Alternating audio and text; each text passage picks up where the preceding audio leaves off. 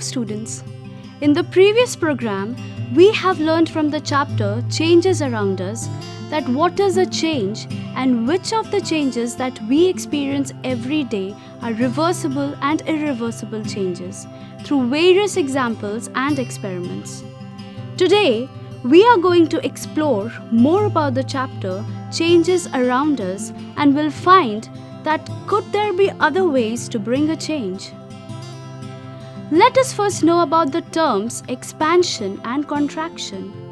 The word expansion means the action of becoming bigger or the state of being than before, whereas the word contraction means the process of becoming or of making something smaller or shorter.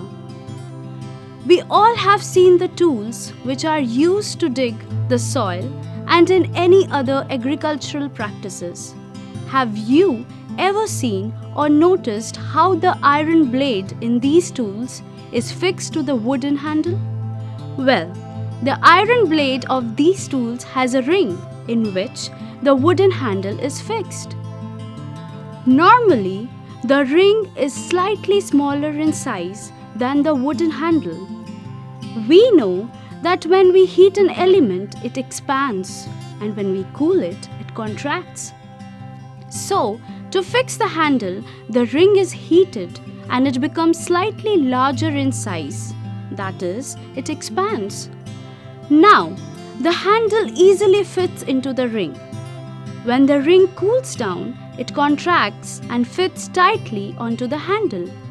Another classic example of expansion and contraction is that you have a wooden wheel and a metal wheel. Now, what you want is to fit this metal wheel onto this wooden wheel. If we try to fit here, it won't fit because the two are exactly of the same size. So, when both are exactly of the same size, we can't put this metal wheel on this wooden wheel. In order to fulfill your objective, for a while you have to expand this metal by the process of heating. When it gets expanded, put it on the wooden wheel and then leave it to cool down. As it cools down, there would be contraction and this metal wheel would firmly attach onto the wooden wheel. In fact, when we heat water in a pan, it begins to boil.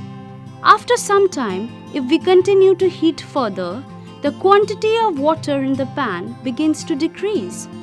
The water changes into its vapor form. We know and have observed that water vapor gets changed into liquid water when it is cooled. Let us observe some more changes. Take a small candle and measure its length with a scale. Now, fix it at a suitable place and light it. Let it burn for some time. Now blow out the candle and measure its length again. We observe that its length has decreased. What kind of change is it? Well, it is an irreversible change, as the length of the candle can't be regained. But the melting of the wax is reversible. It can be used again after it has been melted, as it gets back to its original form once the temperature gets lower. Let us repeat this experiment with an incense stick. Wait till it burns away completely. What are the changes that occur in the incense stick? The stick burns to produce some new material. These are ash and gases. We cannot see these gases but can sense them. Due to their pleasant smell, can this change be reversed? Then the answer is no. Thus, we find a few ways among many to bring about a change in a substance that could be by heating or by cooling it or by mixing it with some other substance. And also found that some changes can be reversed and cannot be reversed. In the next program, we will learn about the chapter Getting to Know Plants. Thank you.